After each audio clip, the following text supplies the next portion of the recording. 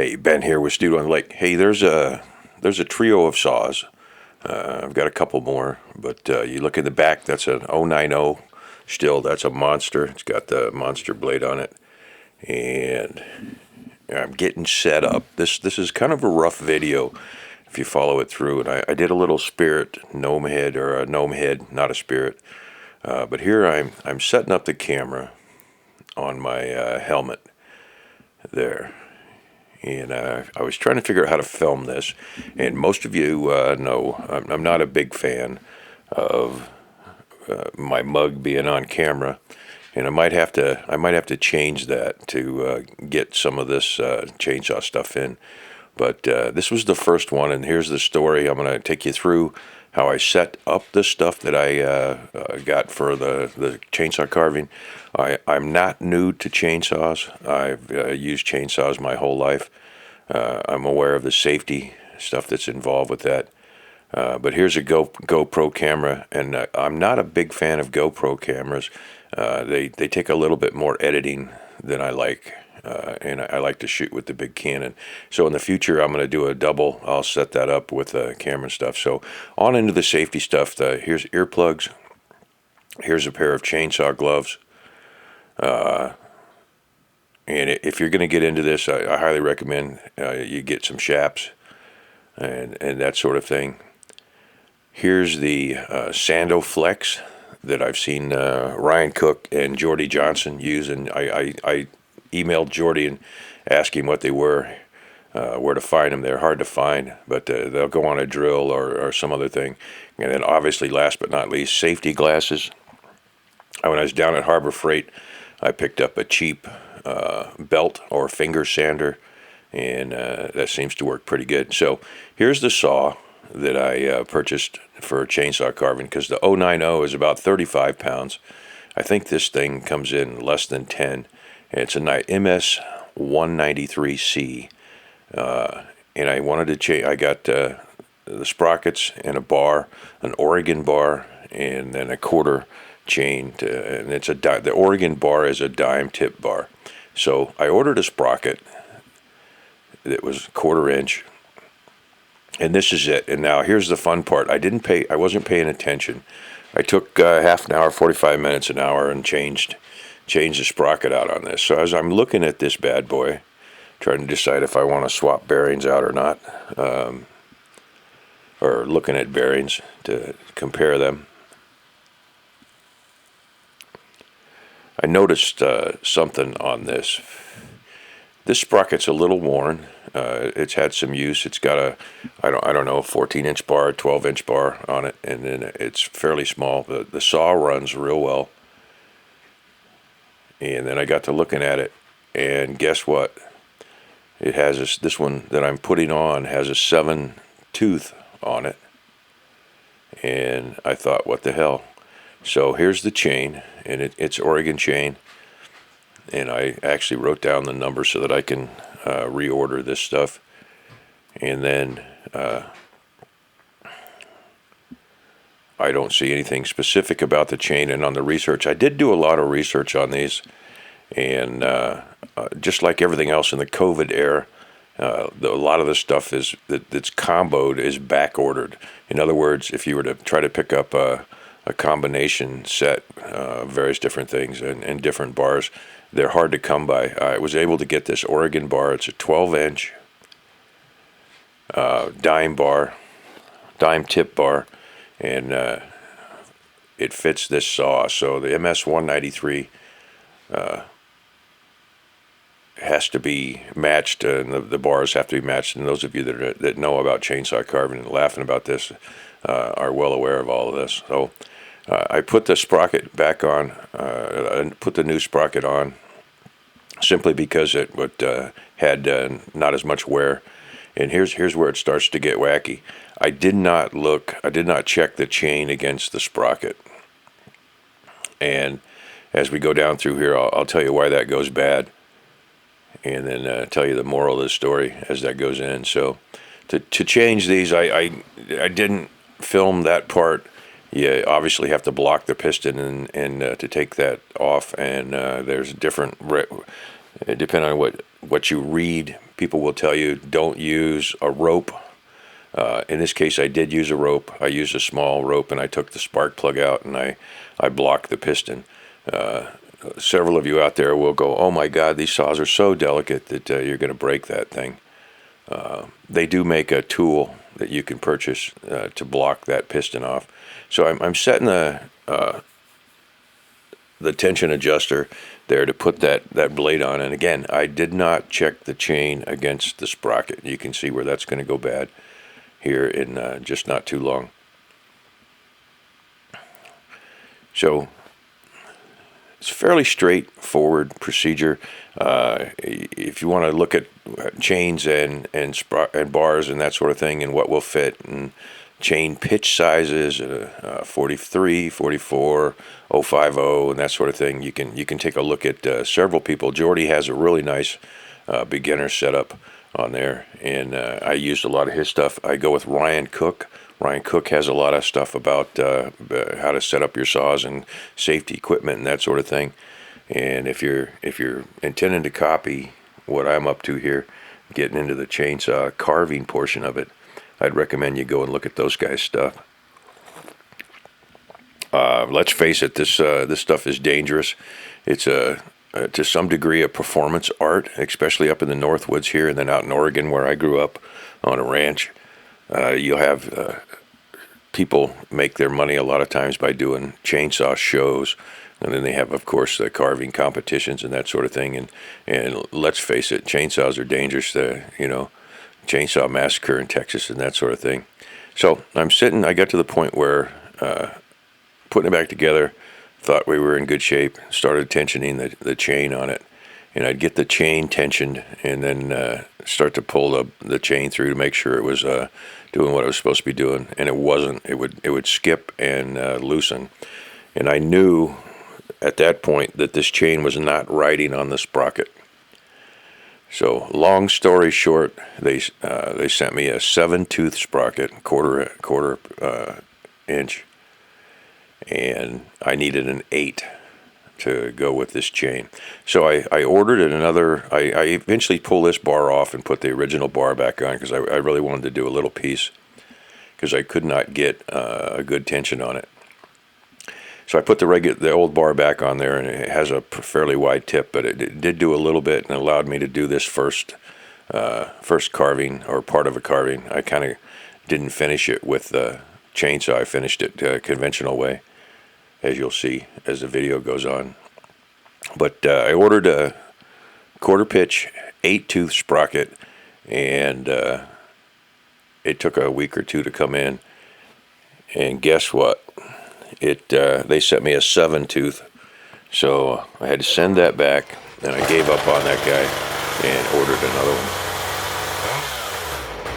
So here's the saw running, and it has the regular blade back on it.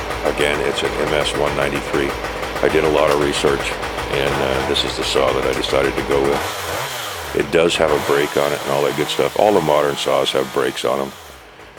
That old 090 monster still in the background does not. Here's my standard saw. It's an MS-271. This is the one that does all the work out at the woodlot and the farm. And it's just kind of a medium-sized saw. If I'm going something a little bigger, I got an 051, still an older one.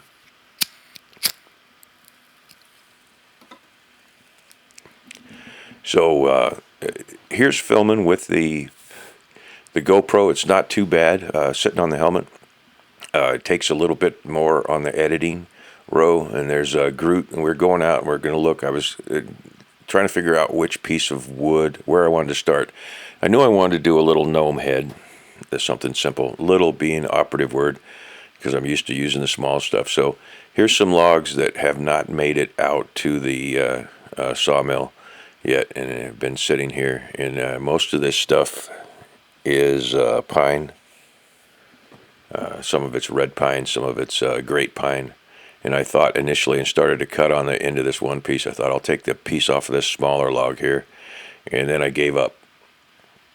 So we went back around and went out to one of the sheds where I've got some basswood stacked. Stacked being a loose operative word. This is a load of basswood that we're coming up on here that I haven't finished splitting or ripping and putting in the shed. And it's been sitting out here for, well, this sat out here all over the winter, this little pile here. And this is all basswood. And you can see I jumped ahead a little bit. And again, here's where it gets tricky. I am going to set up the Canon camera, the 70D, and also I continue to use the helmet in these shots. But I brought the two saws out to do the magic there and rough out. And I do not have the tip bar on at this point. So I set it up on a stump and started roughing it out. And for those of you with basswood envy, every piece of that is basswood. This piece I decided to go with is basswood. It's not the best stuff for chainsaw carving. If you've worked with basswood and power tools, you know it gets kind of fuzzy. It's best used for just regular stuff. You can also see that I'm running all my safety equipment, and I'm being very cautious with this, as I will all the way through. Because once again, these things are dangerous. You don't get back fingers and toes and that sort of thing. I do have on steel toe boots, and being a gnome head, I just don't want to get the shaping started down in here. So I know Jordy and a lot of the other folks use canola oil on their bars, on the smaller bars. I'm not running canola oil right now. I'm running standard chainsaw oil. I think it's stuff that comes from Still. I like to kind of stay in line with what they got going on. And you can see throughout a lot of this video, Groot the pup, he liked being out here. This is at the lakefront, going into the lakefront where this stuff is at. Out at the woodlot, I've got probably 6 or 8 times this amount of wood, and those pieces I left 3 or 4 feet long, and those are gonna get run through the big bandsaw mill out that I've got out there that you saw parts of in videos a year or two ago. I'll put them on there and cut them down into 6, 8, 10, 12-inch billets, and then stack them in the shed, or in one of the sheds, and let them dry for a couple of years. So I'm got this guy sitting on a stump, and what you see is I'm coming back down into the lake house, and there's the stuga, which I'm currently in. The studio is off to the left there, about another 100 feet. So when I stopped by Harbor Freight down in Mason City, Iowa, when I was coming back, and I did pick up a jaw horse, and I will do. Someone asked me to do a review on the jaw horse, and I think I will. But again, I apologize for the terrible filming on this, but I just unpacked it real quickly here, and I take it down to the where I was doing the carving. But this is real nice, real sturdy. It's 1,000 pound. It was the cheapest of the ones that I could get. I looked in there, several different companies, bigger name companies, Rockwell and those folks make jaw horses. This one has 1,000 pound holding capacity. It was the cheapest of the group. I'm not 100% sure, but I think it was about $175, which for some reason in my brain made me think that was terribly expensive, but it's not when you get into the 200, 300, 400 for some of the other ones. And what little I did with this, I kind of liked. It is portable. The legs fold in and out, and it does have a nice jaw mechanism on it.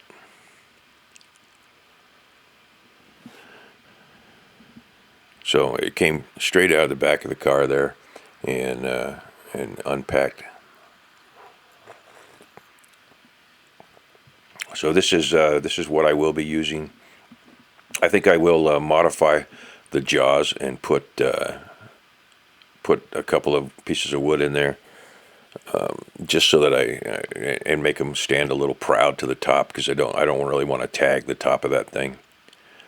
And there it is, starting to get set up down there where I'm operating. And I'm trying to figure out how to operate this thing. And it's pretty straightforward. It's got a sliding clamp on there. You slide the clamp in, and then it's got the foot lock on the bottom, and it does a real nice job of holding. But like I said, I'll do a review on this at a future date. So here's the piece that I started working on, and I noticed editing this, I didn't put the gas cap back on the gas, and that's just brain damage right there, because all this sawdust flying around and crap. There's nothing more annoying than keeping your saws and various different small engines and that sort of thing running. And the last thing you need is a bunch of sawdust in there to gum up the carburetor. As always, it takes a little while to learn. But over the years, you should always run everything dry. In other words, turn the gas off, let that carburetor run dry. So, but right there, the log on the left, there's a big chunk of basswood too, and you can see the other basswood in the corner. So, in the filming challenges, and I will put the Canon up and do that sort of thing. This is actually, I flipped this over and it's upside down. So filming on your head, looking down, is kind of a wacky thing, and it's going to take me a little while to get this figured out. But I can tell from working with this first carving, and which is a kind of rough, and going forward here, I got a pretty good plan to putting together a professional video, and like I said, that encompasses using this GoPro, sitting on that on my helmet, and then also I'll set up a camera or two on a tripod off on the side to where we can see that. But this has a standard bar back on it, and I've really been itching to get into this and do something. And I tossed it about a little bit, and once I did not have the dime tip bar, I just decided to do a head fairly quickly and see what I come up with. And I'm real pleased with the way this come out. You'll see a little bit of this here shortly as soon as I get this roughed out. I did stop it at a rough out stage, and the reason for that was I didn't have the patience, basically, with that bigger bar on there to do what I thought I wanted to do. Now, if I get the dime tip bar on there, I'll spend a lot more time on the rest of the carvings, and I've got several of them planned. But I think I'm going to go back with the pine that you saw earlier and use some of that. And I've got some more of it out at the woodlot or the garden plot, which is some acreage that I own about 2 miles away from the house here. But this stuff is fairly fuzzy, although it's pretty soft. And this worked out good because I ended up finishing this guy with conventional stuff. But I wanted you guys to see that I actually was going to do this and am getting ready to get into this stuff. So there's not much of there's no lesson here to be learned on this other than just watching me fart around and try to get my act together. There's that gas can with sawdust on the top of it, and open up. So that gas is going to be disposed of properly in an economical or environmentally friendly way. Not what we used to do in the old days on the ranch with the bad gas and oil, which is pour it down a fence line so the weeds didn't grow up. I would never do that. And that's my story, and I'm sticking to it. So I've turned this guy upside down. I did some carving, and some of the footage that was in the middle there wasn't usable. My head spastic, and I like I said, it's a learning curve, and I'm going to have to learn to quit flipping my head all around and looking spastic when I've got that camera on the top. So I trimmed the bottom up of him a little bit. And at this point, you still have absolutely no idea of what I'm up to and what I'm doing with this character. And there you go. That's the first shot you've got in there. And like I said, some of the footage in the middle was not usable. I like the saw. The saw is light. It's easy to operate. It's going to be a great saw, MS-193C, with the dime tip bar on there.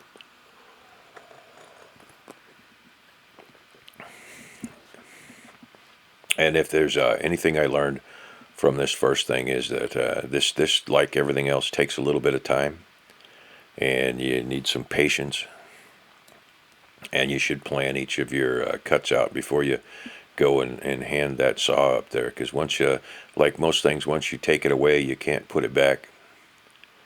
But all in all, the beginning portion of this I'm real happy with.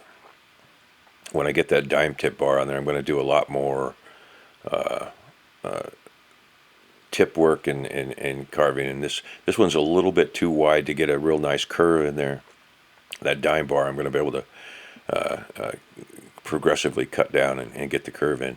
And again, I'm going to add some wood to the front of those jaws, because I'm being a little bit hesitant when I get down there on the bottom. I don't like to sharpen chains, so there's no reason to grind it into the metal. I know it's going to happen. It's just inevitable. As you start using stuff, it gets banged up and grabbed and whatnot. But there's no reason to intentionally run that chain in. So I'm happy with the way the setup's coming out. I was kind of pleased with this guy. He's sitting. My wife, he actually even likes him when he's done. You don't get to see a lot of the finish work that I did conventionally with chisels and the power carvers, the micro carvers. But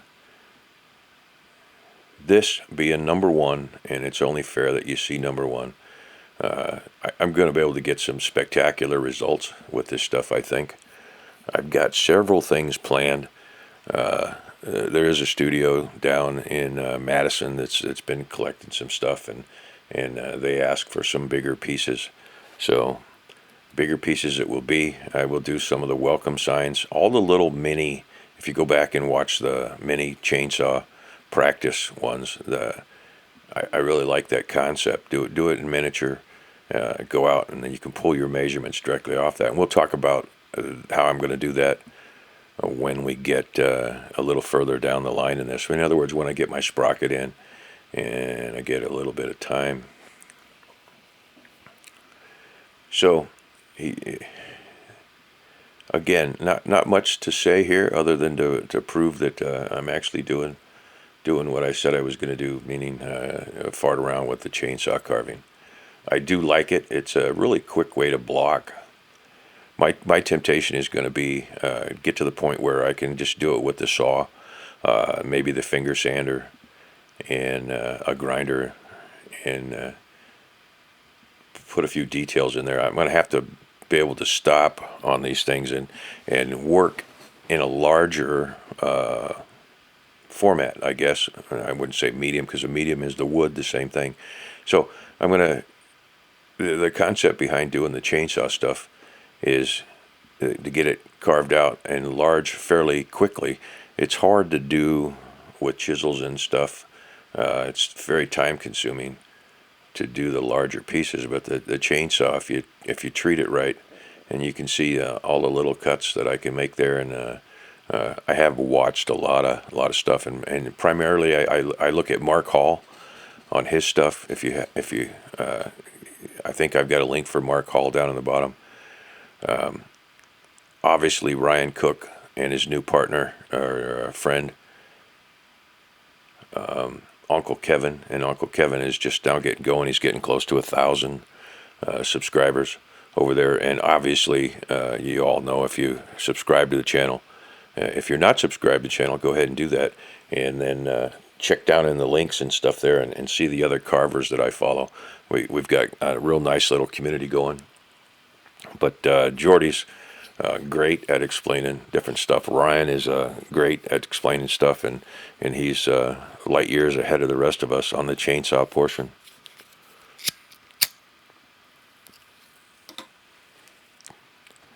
And just want to give a shout out to Gene Messer. Gene's been leaving some comments, and I think that's great. If you haven't had a chance, go over and check out Gene Messer. He's kind of like the grandfather of carving and YouTube. I think he's one of the guys that started all this stuff, and he does caricature carvings with just a knife. So this is kind of a different area into chainsaw carving. Like I said, used to be a performance art, and I guess it still is to this day. It's kind of like stock car races or something like that. People go out there to see the crash and the danger element with watching someone do a chainsaw carving. The sickness in a lot of us want to see, oh man, he cut his leg. I knew he would. I knew that would happen. I knew something would happen. So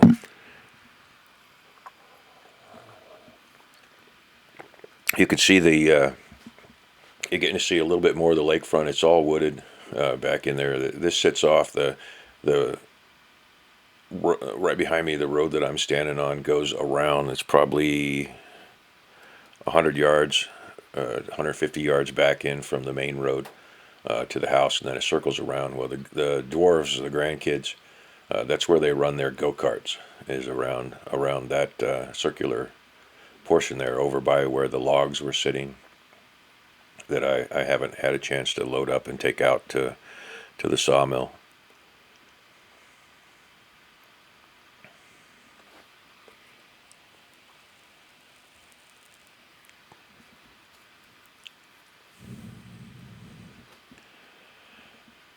So I was fairly pleased with where this guy went and the roughness. I left quite a bit, and I got to a point where there just wasn't a whole lot more I could do that I wanted to do with that fine tip. I should have done some more on the back of him, but I did not, and you can see he was getting a little loose there. So there's what I ended up with coming out of the saw, and I didn't finish the details, and I probably should have. But you can see I've got the shape of this guy going. I should have done more work on the back. And someone had made a comment, just as a denial there, that they were an ex-smoker and they couldn't watch the videos. And I apologize. I had a cigarette in my hand there, so I apologize for that. I try not to film that in there. And you can see that I immediately started with what basswood is good for, which is hand tools, and started doing some shaping where I thought this guy needed to go. He is finished, and I will do another video probably with the rest of the work that's not in this video, and the finish, and I'll show you where I put him. He ended up being on a stump out along the road, and I'm going to take and set his head a little further down in the stump, and then I'm going to carve two hands that will come up out of the sides and sit up on the side of the stump, and I'll probably film that and put that down at a later date. Kind of along the lines, if you look at some of these folks I've been mentioning, Ryan Cook does a spirit face that he takes one hand or two hands, and they has him pulling the hands out of the log, that kind of along those lines. And I really did quite a bit more work on this guy, the hand work, and negated a lot of the stuff I did with the chainsaw. And that's just a proponent of where I'm at and not having that dime tip bar. I still don't have that as of today, and today's Friday, 7th or 8th of July, when I'm doing the editing on this. I did the carving on this 2 or 3 weeks ago, but I still don't have that 1/4-inch sprocket, which has 8 teeth, and 8 tooth instead of 7, and I'm hoping that takes care of it and gets the chain. The hardest part about this with the COVID is trying to get these parts in. Those of you that have been following my saga, they claim that the bandsaw is on the way now from the factory, and they claim that the dust collector is on the way. I don't know what professionals would do if you're in the industry and you had tools and stuff. Lumber is high. You can't get the tools because the factories have run out, that sort of thing. So there's how he ended up before the finish. And you can see that I did quite a bit more work on him, and he's got a goofy hat on there. But I kind of like him. He turned out, and I did his eyelids like I've been doing with a lot of the spirits, kind of half open, like he's saying something. So there's the first chainsaw carving that I said I was going to do, and you'll see some more in the future. Hey, so like, subscribe, comment, check out the folks below. Thanks a lot. This has been Ben with Studio on the Lake.